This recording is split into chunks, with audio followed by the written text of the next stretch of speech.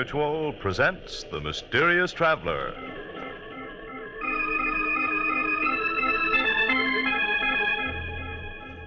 This is The Mysterious Traveler, inviting you to join me on another journey into the realm of the strange and the terrifying. I hope you will enjoy the trip, that it will thrill you a little and chill you a little. So settle back, get a good grip on your nerves, and be comfortable, if you can, as you hear the story I call Murder in Jazz Time.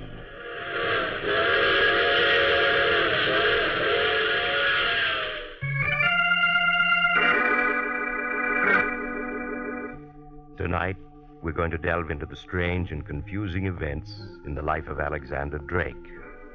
But what person can tell you of these events better than Alex Drake himself? As our story begins, Drake is seated at a small table, staring at several blank sheets of writing paper. Slowly he picks up a pen, hesitates, and starts to write. I scarcely know at what point to begin telling of the things that have happened to me these past months. I suppose I should begin with Vicky. Vicky, who I have loved ever since we were children. If my love was never returned by her, I was content to wait, ever hopeful that someday she would reciprocate my feelings. We saw a great deal of each other after she graduated college, and I watched with interest as she embarked upon a singing career. Success came to Vicky quickly and smoothly, as all things did. She sang with several name bands and then became a star attraction at the swankier nightclubs. Several years passed, and then one night, as I had always dreamed of it happening, Vicky agreed to marry me. That was the happiest moment of my life. A week later, we were married and driving to New Orleans on our honeymoon. Happy, darling? Oh, yes, Alex, yes. No regrets about giving up your career? None at all. Oh, it's good of you to say that, Vicky. I'll try to make it up to you. Oh, no, really, Alex. Giving up my career isn't any sacrifice. For a long time now, I've known that I wasn't very good. Not very good? Why, you were getting $1,000 a week at the Casablanca. And look at the way your recordings are selling. Oh, let's face it, Alex. I have a nice voice. I'm fairly attractive. And thanks to fine publicity, I've come a long way. But I'm not really a very good singer. Oh, nonsense. I think you're a wonderful singer. That's because you're in love with me, darling. But I know better. Take, for example, that recording of Easy Living that I made. That was one of the best things you ever did. Yes, Alex, it was. But have you ever heard the recording that Billie Holiday made of that number? No, I don't think I have. Well, if you had heard it, you'd know the difference between good singing and really great singing. You mean she was so much better? Yes, Alex. And if I can't be a top blues singer, then I won't sing at all. Oh, Vicky, you're young yet. It takes time. No, Alex. You either have it or you don't. I see. Is that why you decided to give up your career? Marry me? Yes, darling. I'm glad you told me. Oh, look, Vicky, that sign. Only 37 miles to New Orleans. Oh, wonderful. At last I'm going to see New Orleans. You don't know how long I've waited for this. Why all this enthusiasm for New Orleans? Why, Alex, New Orleans is the birthplace of jazz. Think of all the great musicians and singers who've come from there and the wonderful jazz they created. People like Willie Johnson, Bertha Hill, and Jack Simmons. And just think, Jeff Becker is still in New Orleans, and we can hear him play. He's the fellow that owns the famous waterfront cafe, isn't he? Oh, Alex, Jeff Becker isn't famous because he owns a cafe. Why, he's one of the great names of jazz. Many critics think he's the finest jazz pianist who ever lived. Forgive my ignorance, darling. I'm afraid I'm just a long-haired heart. Tell me, if this fellow Jeff Becker is as great as you say, how come I haven't heard more about him? Because he's always refused to leave New Orleans. He's had some fabulous offers to play in New York, but he's turned them all down. That's why he isn't widely known. But real lovers of jazz come from all over the country to hear Jeff Becker play at his cafe. Well, then I guess there isn't any question as to where we're going tonight. Jeff Becker's it is.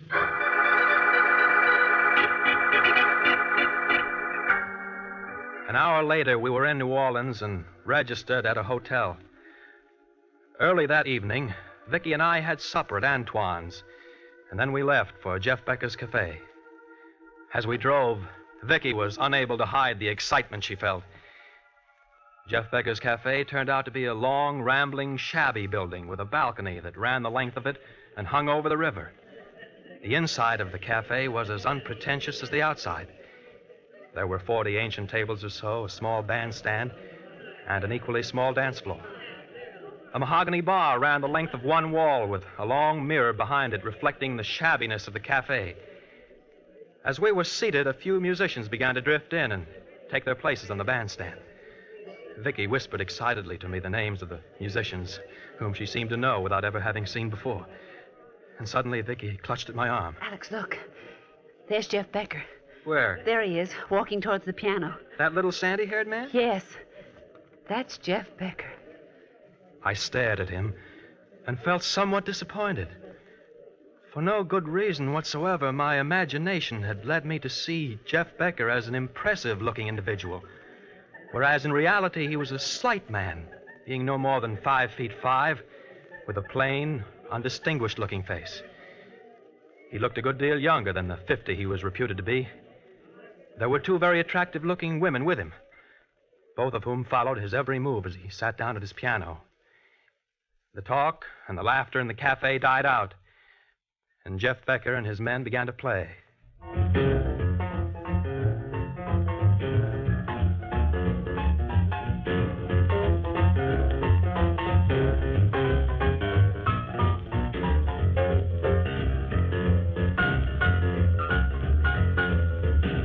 As Jeff Becker played, the disappointment I'd felt about him fast left me. As he sat there at the piano playing smoothly, effortlessly, he was no longer a small, slight man with a plain face. There was a warmth and greatness about him, and even I, who was no lover of jazz, could sense the genius of Jeff Becker.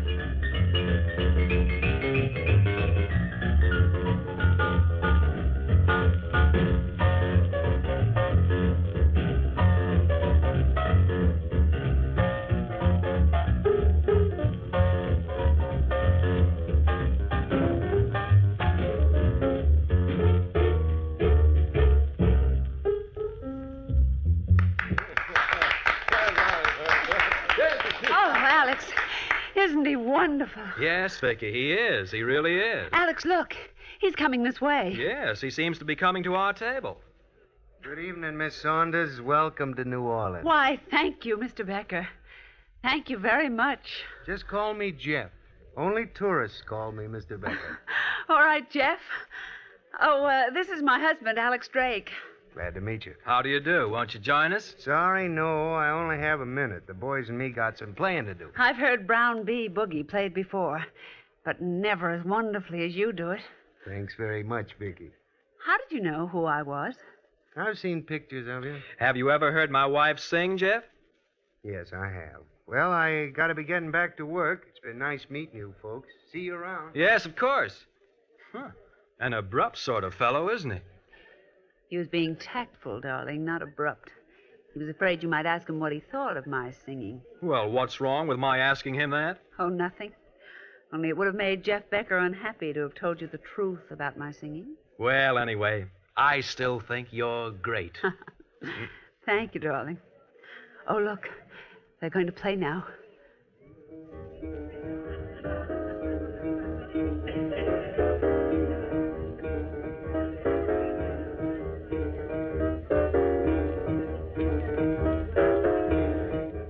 We sat listening to the magic of Jeff Becker's music for hours.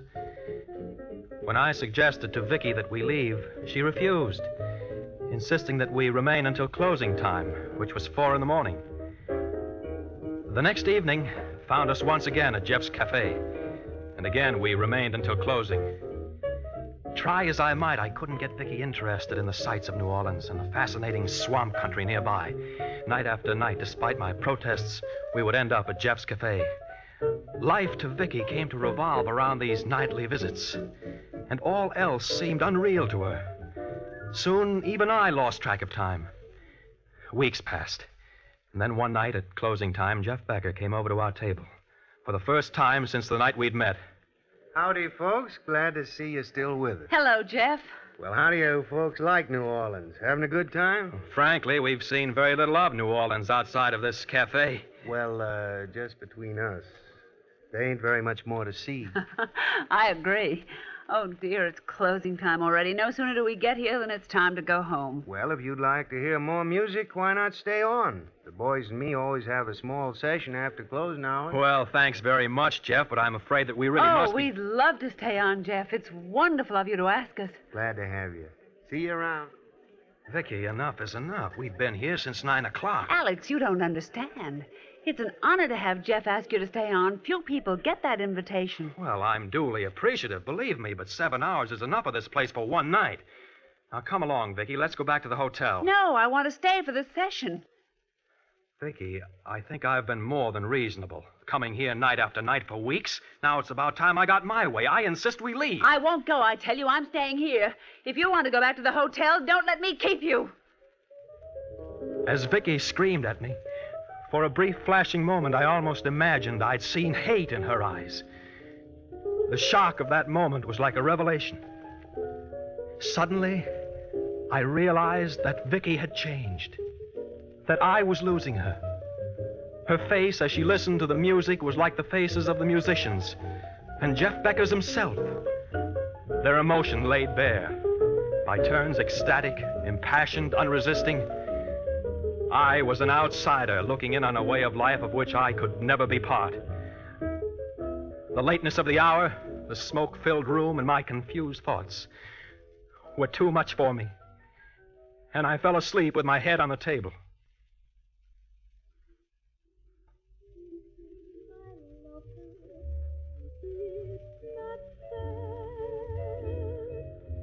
I have no idea how long I slept, but when I awoke, it was daylight. I became aware of a woman singing. I looked up. I saw it was Vicky. Vicky standing by the piano, singing to Jeff Becker. Since it is a dancing floor just for my love.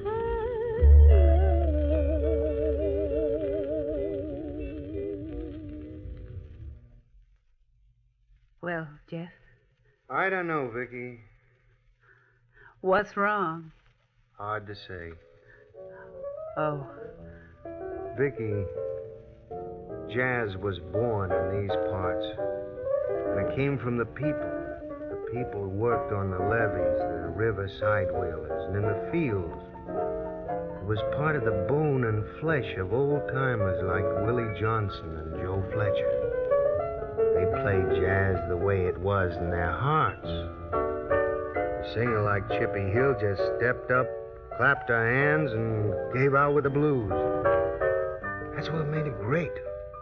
They played and sang as they felt.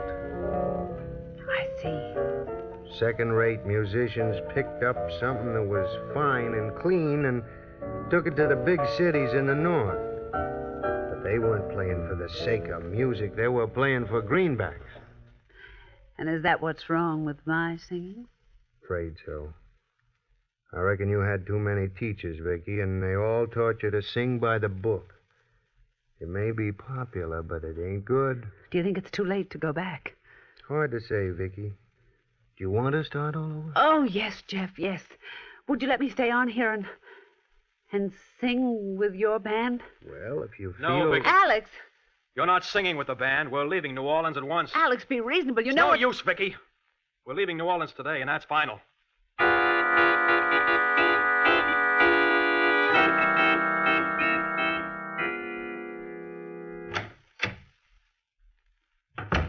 I'll get your suitcases from the closet, Vicky, so that you can start packing. I tell you, Alex, I'm not leaving New Orleans. Not only am I staying, but I'm going to sing with Jeff Becker's band. Vicky, are you blind? Can't you see what's happening? You're losing all sense of perception, of values. Life to you has come to mean only Jeff Becker's cafe. I don't care. That's where I belong, where I really feel alive. If you loved jazz, felt about it the way I do, you'd understand. I do understand, but there are other things besides Jeff Becker and his music. Not for me, there aren't.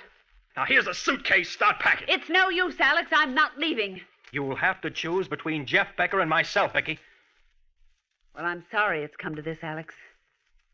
But I'm still going to sing with Jeff Becker's band. It was at that moment I knew that I had lost Vicky.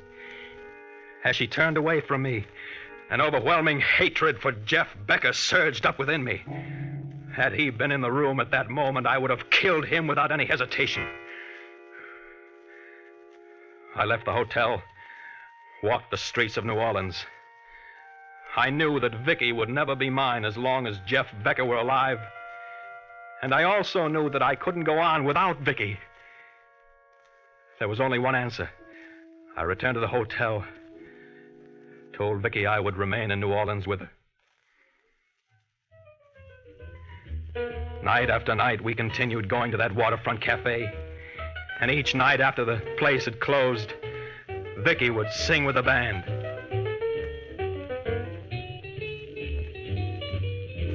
There'll be no one unless that someone is you. As I listened to Vicky sing, even I, who knew very little of music, could sense that her singing was superb.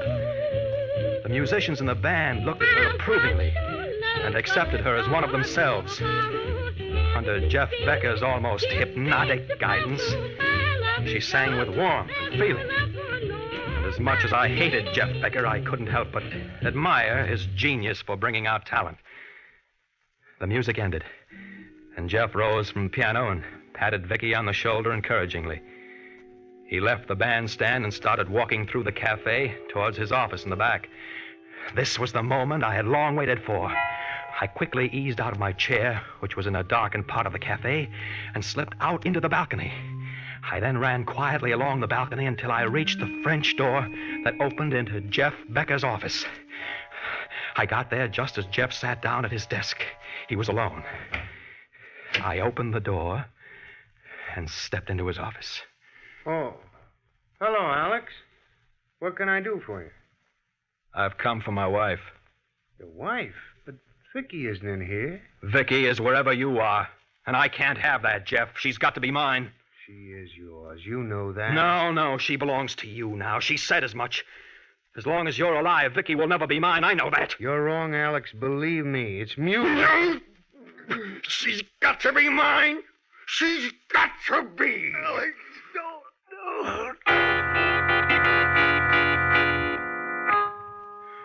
I felt Jeff's body go limp in my hands. And I knew he was dead. I quickly picked up his slight body in my arms and carried it out to the balcony. There was no one in sight. I leaned over the balcony rail and dropped Jeff's body. It fell into the river with a small splash and was gone. I quietly walked to the other end of the balcony and slipped into my seat in the darkened cafe. The musicians and Vicky were still on the bandstand talking, and I knew they hadn't missed me during the few minutes I'd been gone. The ordeal was over. A week passed, and Jeff Becker's disappearance was the talk of New Orleans. The police questioned everyone, but were unable to solve the mystery. Vicky was inconsolable and locked herself in her room at the hotel, refusing to see anyone. Who is it? It's Alex, darling. Please let me in. Darling, you can't stay in your room like this day after day. You know it isn't good for you. Vicky, let's leave New Orleans. Go to New York. No, I'm going to wait until Jeff comes back. Vicky, Jeff isn't coming back. What? What do you mean? A body was found floating in the Gulf this morning. The police think it's Jeff's body. Oh, no! After a week in the water, naturally, it was hard to identify. Jeff! Dead? Yes, darling. It's in all the papers. Oh, Alex! You mustn't cry, darling. Here, let me wipe your tears. Don't you think it would be better if we left New Orleans? All right, Alex. Anything you say.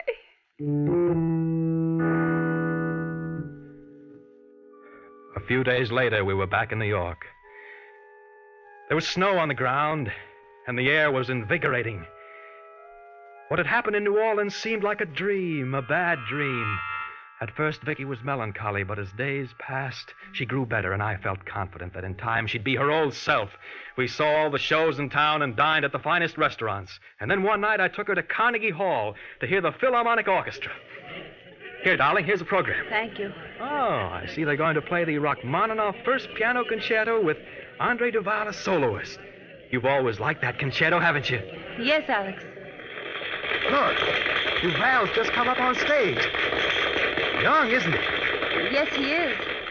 Happy? Alex, they're going to play now.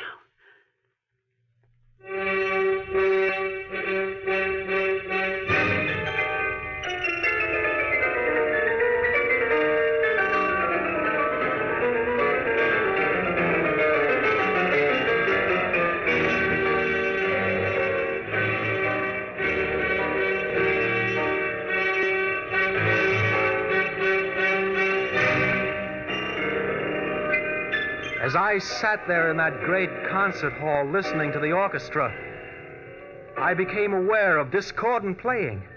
I looked at Vicky, at other concert goers, but none seemed aware of it. The discordancy grew. And then suddenly I realized it wasn't the music of Rachmaninoff I was hearing. It was the music of Jeff Becker, being played faster and faster, louder and louder. I fought the impulse to scream out. As I put my hands to my ears, I became aware of my arm being shaken. It was Vicky. Alex, what's the matter with you? Vicky, the music. Listen to it. Alex, be quiet. Everyone is looking at us. I can't stand it anymore. Let's get out of here. All right, Alex, but please be quiet. Everybody's looking at us. Hurry, Vicky, hurry.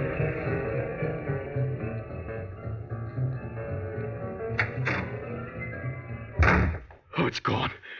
Thank goodness I can't hear it anymore. What's gone? The music. Alex, you aren't making any sense. We came to the concert to hear music. What's wrong with you? Wrong? Nothing. Nothing at all. I just suddenly felt ill in there and had to get out. Perhaps we'd better see a doctor. You look so pale. No, I'm all right now. Are you sure? Yes. Let's go home now, Vicky, huh? All the way home, I kept thinking of the amazing hallucination I'd had. Obviously, it was the result of the mental strain I had undergone in New Orleans. But with sufficient rest and relaxation, I would soon forget the horrible events that had occurred there. Arriving home, I went to bed, but found it difficult to fall asleep. Hours later, I drifted off into an uneasy sleep, and then I started dreaming. I dreamt that I was in Jeff Becker's cafe, and the only people there were Jeff and myself. He was seated at the piano playing, smiling at me. I walked over to the bandstand, and he spoke to me. Hello, Alex. How do you like this number? Pretty good for a dead man, huh? You can't play if you're dead? Yes, I can, Alex. You hear my music, don't you? Yes, I do. You're always going to hear it, Alex, always, because my music will never die. Even if you did kill me, it'll go on and on. No! Stop! No! I don't want to hear it! Stop! Stop! Alex, wake up! Alex, wake up! Wake up! Alex. What? Alex, what is it? What is it? You were having a nightmare. You screamed and woke me up. Yes. I remember now. What were you dreaming about? New Orleans. New Orleans? Yes. Go back to sleep now, Vicky. I'm all right. I'm all right, I said to her. But I wasn't. That was the beginning of a series of nightmares and hallucinations in which I heard Jeff Becker playing that accursed music of his. When an attack came, I would flee from room to room, pressing my fingers against my ears, but there was no escape. I could hear the rhythmic pounding of Jeff Becker's music in my head, growing louder and louder, relentlessly hammering away. I knew that it would only be a question of time before he drove me mad. I fought for my sanity, but the... Good morning, Mr. Drake.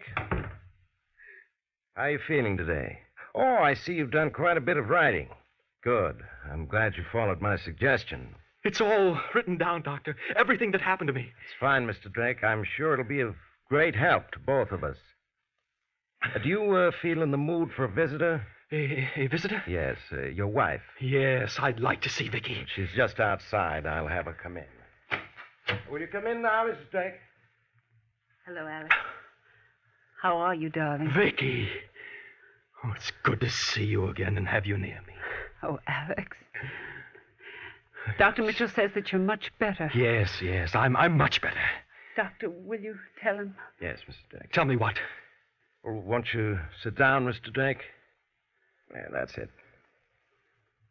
Now, what I'm going to tell you will come as a shock, but I'm hopeful it'll rid you of the hallucinations you suffer from. Yes, Doctor?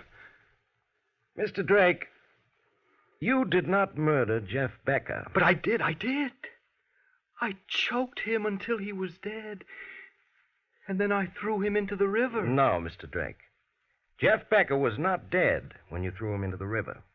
He was only unconscious, and the water revived him. His body made a splash, a small splash. Jeff Becker is alive. He was picked up by a fishing trawler going to sea. Do you understand, Mr. Drake? Jeff Becker is alive. Will you come in, please? I didn't want to do it, but he made me. Hello, Alex. How are you? No! You're dead! You're dead, do you hear? But your music, it goes on and on. I can't get away from your music. It follows me everywhere. Doctor, can't you do something? I'm afraid we've failed again. This feeling of guilt is overwhelming.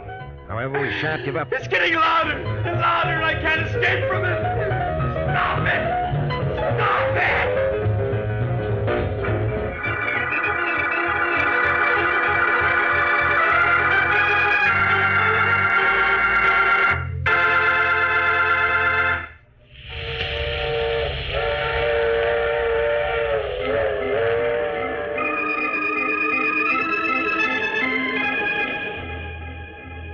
This is the mysterious traveler again. Too bad about poor Alex, wasn't it? It just goes to prove you may be able to escape the law, but there's always your conscience to reckon with. What happened to Alex? Oh, he finally responded to medical treatment, and today he and Vicky are a very happy couple. However, there are still two things Alex can't stand: jazz and the sight of rivers. He's strictly a long hair these days. Now, I recall another young man once who decided that two murders are better than one, and so... Oh, you have to get off here. I'm sorry. But I'm sure we'll meet again. I take this same train every week at the same time.